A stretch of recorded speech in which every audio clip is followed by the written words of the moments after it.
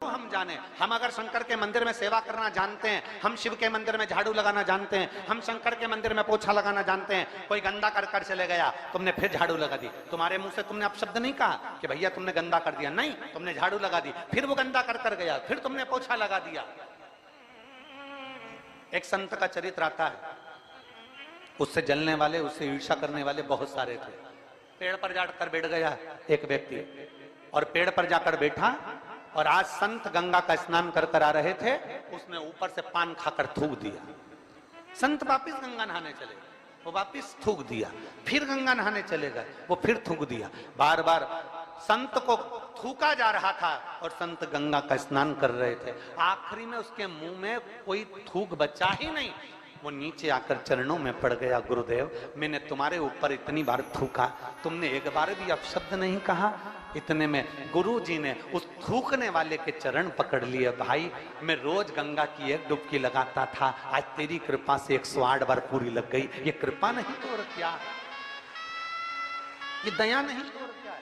गला पकड़ रहा है, ये कृपा नहीं तो और क्या है, ये दया नहीं तो और क्या है। ये तेरी कृपा से हुआ, ये तेरी करुणा से हुआ, ये तेरी दया से हुआ और तेरी कृपा से हुआ।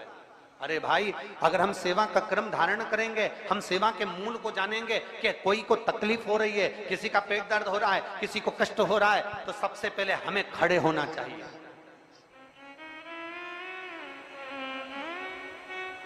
कथा सुनने जाओ, भजन में जाओ, कीर्तन में जाओ, उज्जैन महाकालेश्वर का दर्शन करने जाओ, ओमकारेश्वर का दर्शन करने जाओ, चाहे केदारनाथ जी का दर्शन करने जाओ, चाहे बद्री विशाल बाबा का दर्शन करने जाओ, चाहे अमरनाथ जी का दर्शन करने जाओ, अपने भीतर सेवा के मूल को पाकर फिर जाइए। और जो सेवा के मूल को नहीं समझता, जो सेवा के क्रम को नहीं समझता, उसको एक नजारा जो अभी हाथरस में हुआ है,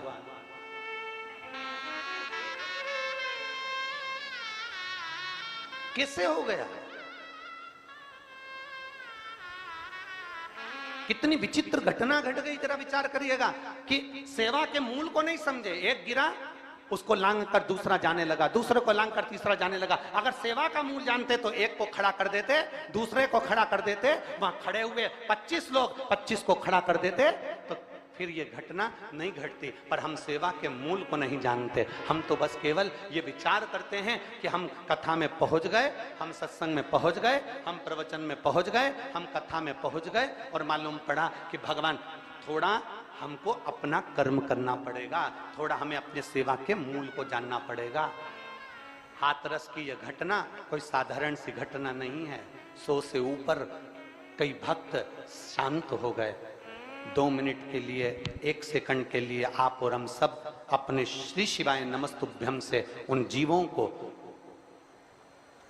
गति प्रदान करें, और जो घटना में जिनको तकलीफ है और अभी भी जो कहीं ना कहीं हॉस्पिटल में पड़े, शीघ्र से शीघ्र ठीक होकर वो अपने अपने घर को जाएं। वो घटना का स्मरण करते हुए आप और हम 5 बार श्री शिवाय नमस्तुभ्यम का सब स्मरण करेंगे उन जीवों के लिए। श्री शिवाय नमस्तुभ्यं, श्री शिवाय नमस्तुभ्यं, श्री शिवाय नमस्तुभ्यं, श्री शिवाय नमस्तुभ्यं, श्री शिवाय नमस्तुभ्यं। भगवान देवाधिदेव महादेव, हमारे सेवा के क्रम को हम जानें। हमारे सेवा का क्रम क्या है, हमारे सेवा का संकल्प क्या है, हमारे सेवा का आनंद क्या है। मैं धन्यवाद देना चाहूंगा विदिशा के कलेक्टर महोदय को, मैं धन्यवाद देना चाहूंगा विदिशा के एसपी एसएसपी महोदय को, मैं धन्यवाद देना चाहूंगा विदिशा के टीआई और यहाँ के सभी प्रशासनिक अधिकारियों को, यहाँ के आईजी आदि जितने भी कमिश्नर आदि हैं, सबको साधुवाद देना चाहूंगा कि वहां से लेकर जहां से चालू होता है रोड, वहां से लेकर विदिशा के इस क्षेत्र में जहां कथा हो रही है, पूरे क्षेत्र को केवल साधारण ये नहीं कि केवल कांस्टेबल लगे हों या पुलिस कर्मी लगे हों, बड़े से बड़ा अधिकारी भी, चाहे एसडीएम हो, चाहे कमिश्नर हो, एसएसपी हो, एसपी हो, कलेक्टर हो, बड़े से बड़े अधिकारी भी इस पूरे कार्यक्रम को जज कर रहे हैं और कैसे ना कैसे इसको सफल बनाने का प्रयास कर रहे हैं। एक एक प्रशासनिक अधिकारी एक एक अधिकारी कहीं ना कहीं अपना पूरा बल लगाकर तैयार खड़ा हुआ है। और वो किसके लिए? आप और हमारे लिए। वो किसके लिए? आपके लिए और हमारे लिए। इस सर्वे भवन्तु सुखिनः, सब सुखी रहे, सब श्रेष्ठ रहे, सबके आनंद बना रहे। सेवा के मूल को हमें पहचानना है। रावण सेवा के मूल को नहीं पहचाना। रावण के भीतर अभिमत्ता छा गई, रावण के भीतर अभिमान छा गया, रावण स्वयं अभिमत्ता में डूब गया। और इतनी अभिमत्ता में रावण डूब गया कि रावण ने कह दिया मुझे शंकर जी की भी जरूरत नहीं है। यह अभिमत्ता, यह हम में। फिर निवेदन, किसी कथाकार को, किसी संत को, किसी साधु को, किसी गुरु को, किसी तपस्वी को, किसी साधक को, किसी उपासक को, किसी महात्मा को निवेदन है, जो हमने पहले कथा में कहते आए आज फिर कहते हैं, किसी कथाकार, किसी साधु, किसी सन्यासी, किसी तपस्वी, किसी साधक, किसी उपासक, कोई किसी को भगवान बनाने का प्रयास मत करो। उसको इंसान का इंसान रहने दो। और भगवान तो केवल देव अधिदेव महादेव को ही रहने।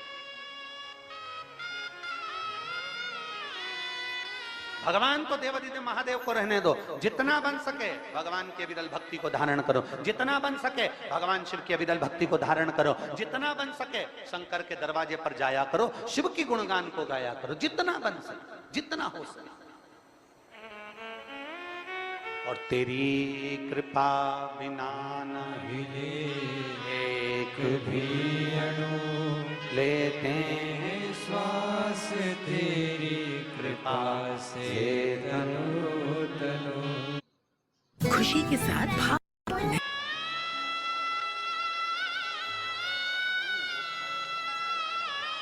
जहां जगह मिल जाती है लोग वैसा बैठ जाते हैं, कथा को श्रवण करते हैं। इतना इनको जमीन भी दिखाना इनको कि कितना कीचड़ मच रहा है। तो उस हिसाब से मैं समिति को और प्रशासन को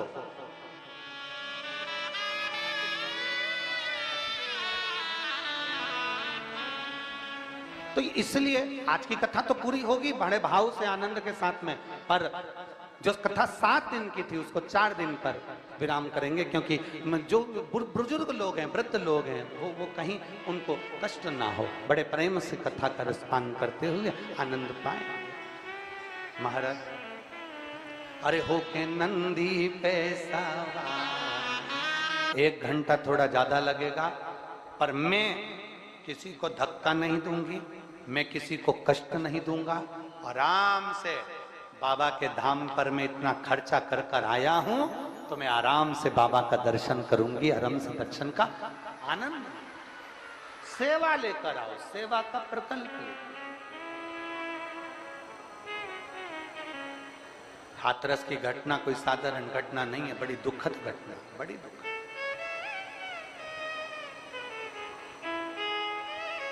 सेवा के प्रकल्प को बढ़ाना। रावण मना कर दिया।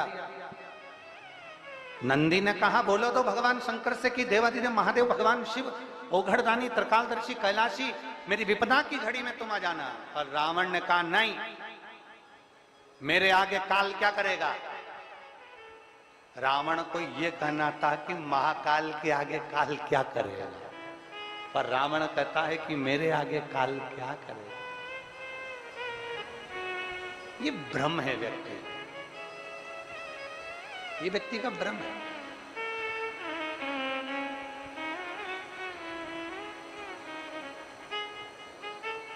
अगर कोई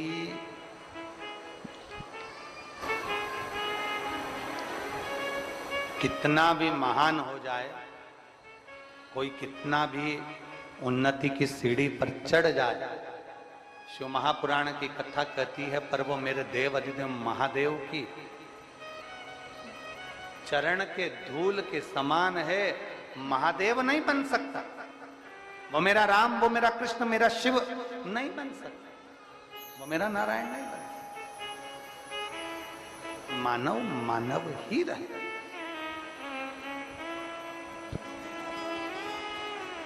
और दया की न हो जो आदत तुम्हारी, तो सुनी रहती अदालत तुम्हारी। गरीबों के दिल में जगह तुम ना पाते, तो किस दिल में होती इबादत तुम्हारी। एक समर्पण का भाव लेकर एक बार माता सती ने भगवान शंकर जी से एक प्रश्न कर दिया, और यह प्रश्न आपके भीतर भी होना चाहिए, ये प्रश्न आपके अंदर भी समाहित होना चाहिए। बहुत ध्यान से सुनना। माता सती ने अपने देवादिदेव महादेव के सामने एक प्रश्न खड़ा कर दिया। देवादिदेव महादेव से एक प्रश्न सम्मुख में खड़ा कर दिया। माता सती जी ने कहा, मेरे भाई हरेशो और शबलशो, सती जी कह रही हैं मेरे भाई,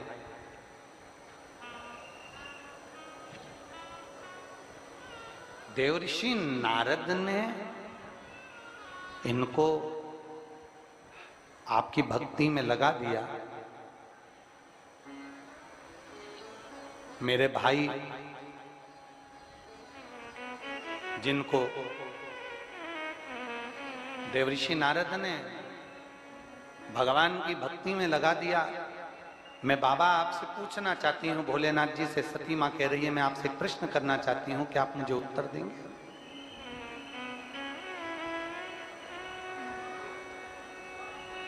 दक्ष प्रजापति ने तो इनको प्रकट किया था।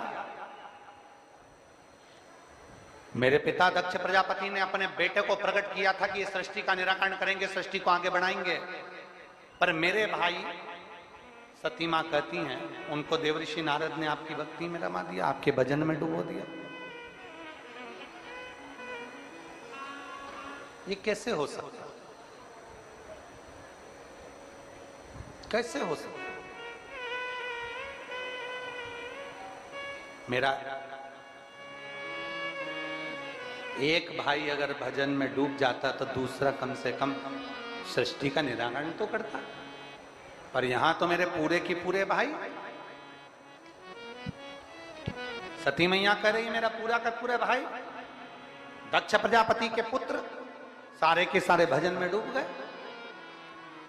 ये समझ में नहीं आया मुझे, ये मुझे समझ में नहीं आया, ये मुझे समझ नहीं पाया।